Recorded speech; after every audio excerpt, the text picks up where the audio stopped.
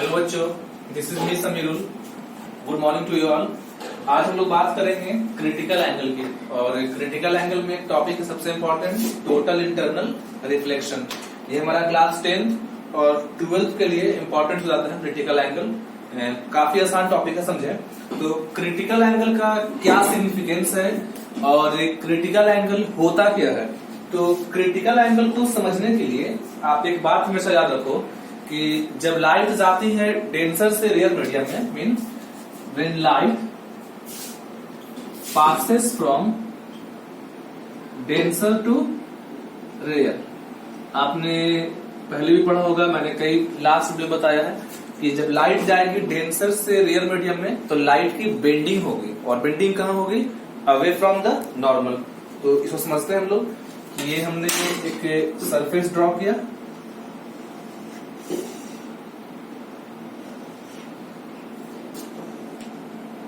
ये हमारा सरफेस है, और सरफेस में हमने यहां पे लिया है डेंसर मीडियम, और ऊपर हमारा है रेयर मीडियम। और जब लाइट जाएगी डेंसर मीडियम में, ये हमारा इंसिडेंट रे है, ये इंसिडेंट रे है। तो सबसे पहले हम लोग इस सरफेस पे ड्रॉ करेंगे परपेंडिकुलर नॉर्मल को। ये जो हमारा सरफेस है इस पे हम ड्रॉ करेंगे नॉर्मल। अगर हमारा मीडियम चेंज नहीं होता तो लाइट जो है सीधे जाती है, अगर मीडियम चेंज नहीं होता। बट यहाँ पास मीडियम चेंज है तो लाइट की बेंडिंग होगी, और ये बेंडिंग होगी away from the normal, means हमारा जो लाइट है वो नॉर्मल से दूर जाएगा। ये हमारा हो गया normal, this is incident ray, incident ray, and this is refracted रे। और ये हमारा है नॉर्मल और इंसिडेंट रे के बीच में जो एंगल है, angle I, angle of incidence. अब क्या करेंगे हम कि अपने एंगल को थोड़ा और बढ़ाएंगे, इंसिडेंट एंगल को थोड़ा चेंज करेंगे सेकंड केस में। ये हमारा केस फर्स्ट है, केस फर्स्ट। अब हमने क्या किया, इंसिडेंट एंगल को थोड़ा बढ़ा दिया, इंसिडेंट एंगल को बढ़ाया, फिर हम ड्रॉ करेंगे इस पे नॉर्मल। ये हमारा नॉर्मल हो गया। अगर मीडियम चेंज नहीं होता तो लाइट की बेंडिंग नहीं होती और लाइट सीधा जाता, सीधा पास करता, अगर मीडियम चेंज नहीं होता तो। बट यहाँ पास मीडियम चेंज है और लाइट हमारी जा रही है डेंसर से रेयर मीडियम में, तो लाइट की बेंडिंग होगी अवे फ्रॉम नॉर्मल। ये आपका हो जाएगा एंगल आई, और ये आपका हो गया angle r, means angle of incidence, angle of refraction. तो जब हमने इंसिडेंट एंगल को बढ़ाया है तो इंसिडेंट एंगल को बढ़ाने के बाद एंगल ऑफ रिफ्रैक्शन भी चेंज हुआ। जिस आप एंगल ऑफ इंसिडेंस बढ़ाओगे तो एंगल ऑफ रिफ्रैक्शन भी बढ़ेगा। ये हमारा केस 2 है। अब केस थर्ड में क्या है कि हम लोग अपने इंसिडेंस एंगल को थोड़ा और बढ़ाएंगे, थोड़ा और ज्यादा बढ़ाएंगे।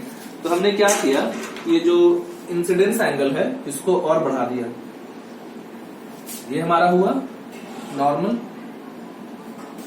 और अगर मीडियम चेंज नहीं करते तो लाइट की बेंडिंग नहीं होती, सीधा आता। मीडियम चेंज है तो अब क्या होगा, जब हमने फर्दर अपने इंसिडेंस एंगल को बढ़ाया है तो ऐसा होगा कि जो लाइट है वो बेंड होते होते इस सरफेस से पार होने लगे, मीन्स ये हमारा बन गया रिफ्रैक्टेड रे। ऐसा हो सकता है कि नहीं हो सकता है? हो सकता है। और इस फिनोमेना को बोलते हैं फिजिक्स में ग्रेजिंग इमर्जेंस। इसको बोलते हैं ग्रेजिंग इमर्जेंस। जब हमारा इंसिडेंट एंगल को हमने फर्दर बढ़ाया तो जो हमारा रिफ्रैक्टेड रे था वो जो है नॉर्मल से, मतलब नॉर्मल के पैरेलल हो गई या नॉर्मल पे पास होने लगी, और इसको बोलते हैं ग्रेजिंग इमर्जेंस। तो इस एंगल को बोलते हैं क्रिटिकल एंगल, मीन्स कि जब हम उस इंसिडेंट एंगल को बोलेंगे क्रिटिकल एंगल जब हमारा ये जो आपका है कौन सा रे है, ये रिफ्रैक्टेड रे है, ये जो लाइट पास कर रही है ये है रिफ्रैक्टेड रे, और यहां पास है नॉर्मल। तो रिफ्रैक्टेड रे और नॉर्मल के बीच में एंगल कितना बना है? 90 degree.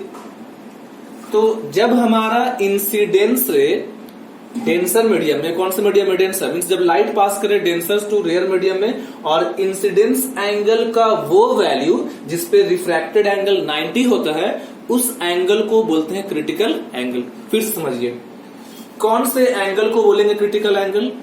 Incidence angle denser medium में जिसपे रिफ्रैक्टेड एंगल 90 हो और लाइट जो है रिफ्रैक्शन के बाद सीधा पास करे सरफेस से, इस फेनोमेना को बोलेंगे ग्रेजिंग डिवर्जेंस, और इस एंगल को बोलते हैं critical angle of this pair. Critical angle ये हमारा रिफ्रैक्शन का लास्ट केस है। अगर इसके बाद हम बढ़ाते हैं एंगल को तो हमारा रिफ्लेक्शन नहीं होगा। इसको समझते हैं एग्जांपल से। ये हमारा केस थर्ड था। हमने क्या देखा कि जब हमारा इंसिडेंट एंगल कम है क्रिटिकल एंगल से तो लाइट की रिफ्रैक्शन होगी। लाइट जो है एक मीडियम से दूसरे मीडियम में पास करेगा।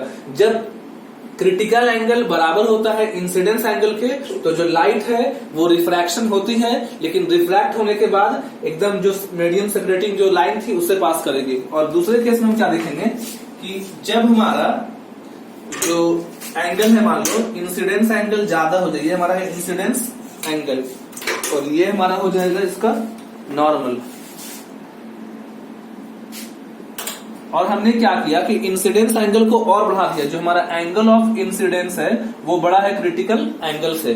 तो ऐसे केस में क्या होगा कि जो लाइट है वो दूसरे मीडियम में पास नहीं होगी और लाइट इसी मीडियम में रिफ्लेक्ट हो जाएगी, इसी को बोलते हैं। और यहाँ पास इस रे को हम रिफ्रैक्टेड रे नहीं बोलेंगे, बोलेंगे रिफ्लेक्टेड रे।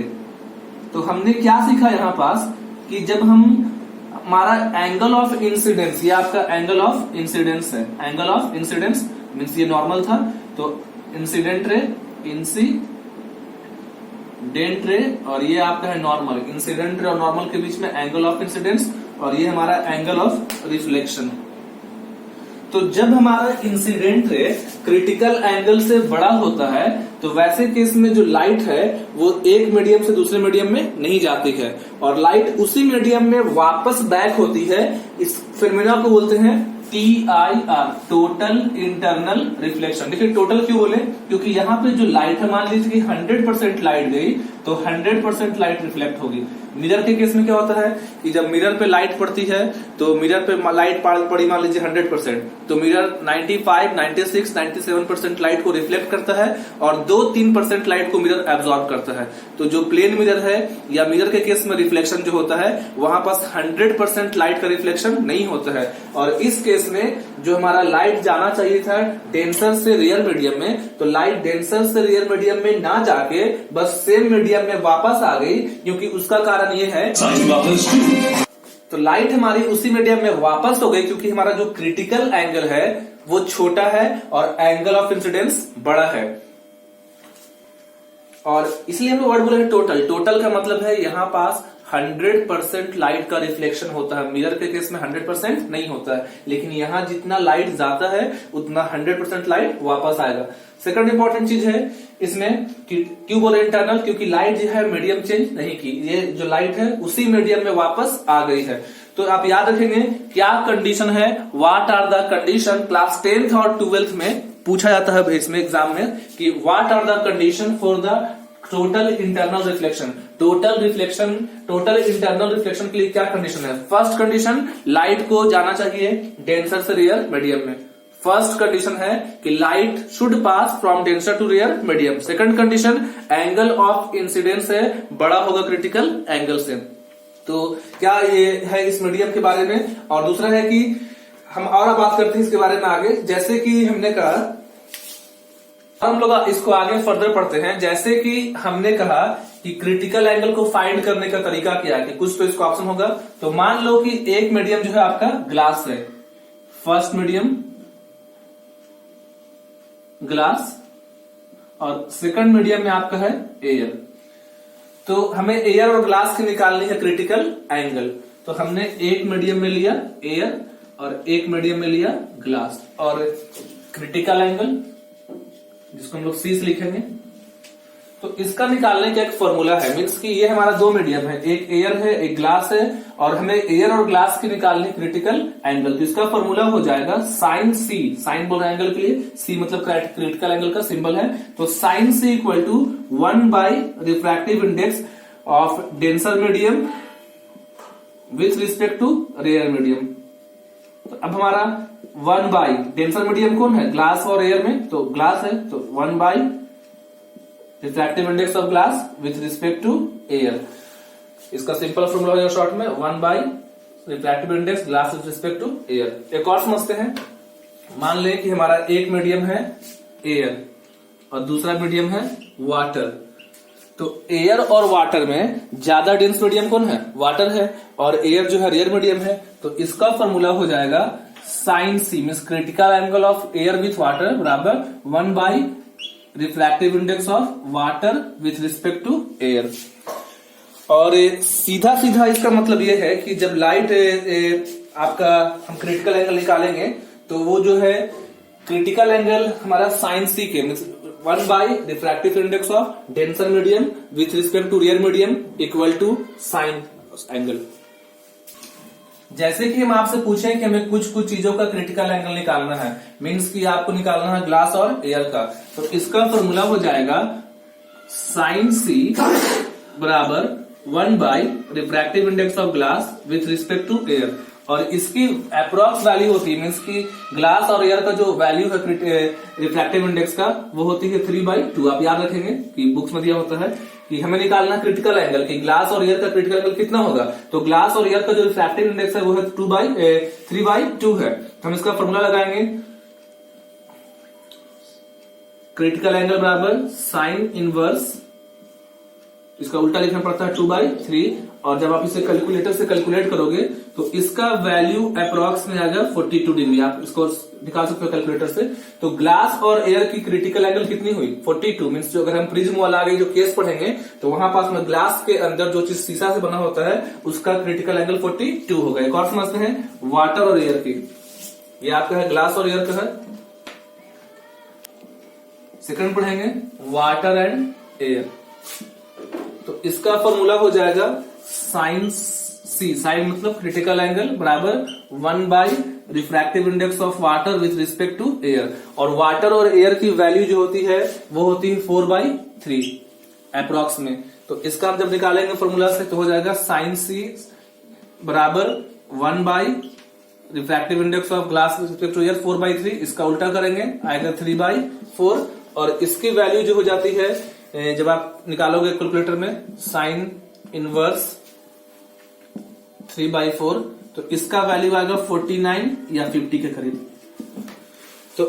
तो आप एक चीज यहां पे देख रहे हो, तो यहां पास आप एक चीज देख रहे हो कि ग्लास और एयर का जो 3/2 को 1.5 बोलते हैं, और इसका 3/4 मीन्स 3/4 को बोल सकते हैं हम लोग 3 1 जा 3 1.33 करके 3 1 जा 3, ठीक है।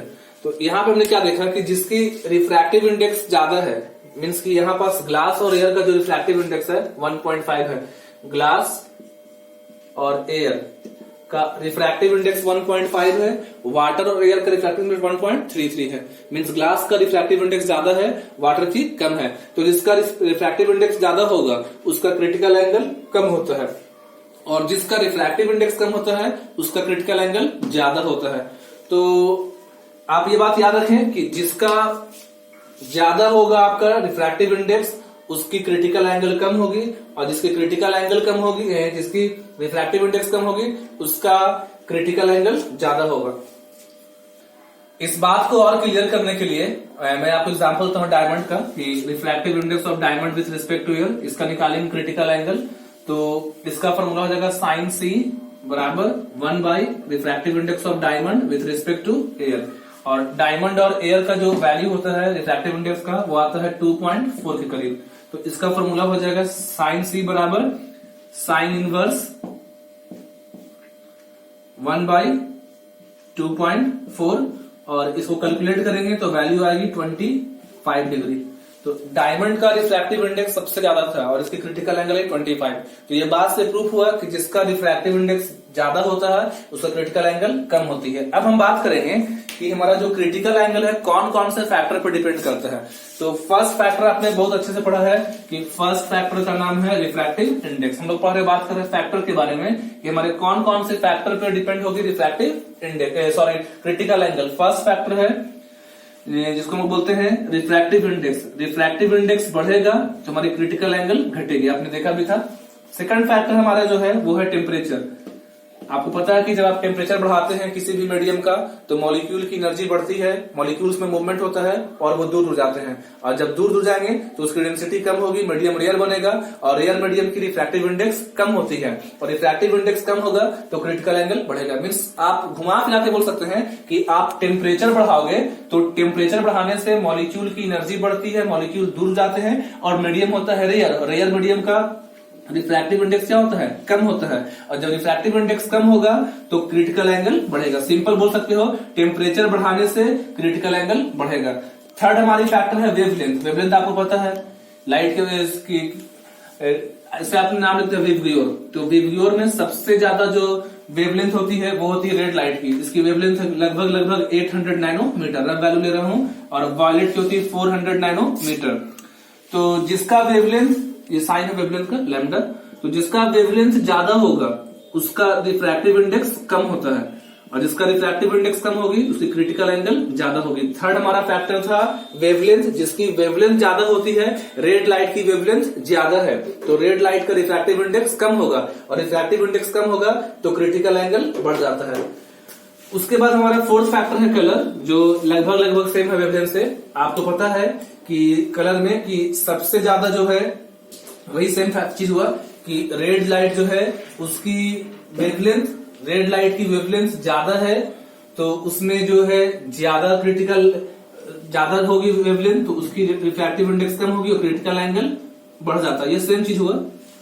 इसमें आप वेवलेंथ में सिंपल समझोगे इस वाले फैक्टर में कि वेवलेंथ आपका जब ज्यादा होगा तो रिफ्रैक्टिव इंडेक्स कम होगा, और रिफ्रैक्टिव इंडेक्स कम होगा तो क्रिटिकल एंगल ज्यादा होगा। तो सबसे ज्यादा क्रिटिकल एंगल होगी कलर वायलेट की। मीन्स अगर आप कलर पे बात करें तो वायलेट कलर की क्रिटिकल एंगल सबसे ज्यादा होगी, रेड की सबसे कम होगी। अब हम बात करते हैं टोटल इंटरनल रिफ्लेक्शन की, जो हमारा लास्ट टॉपिक है।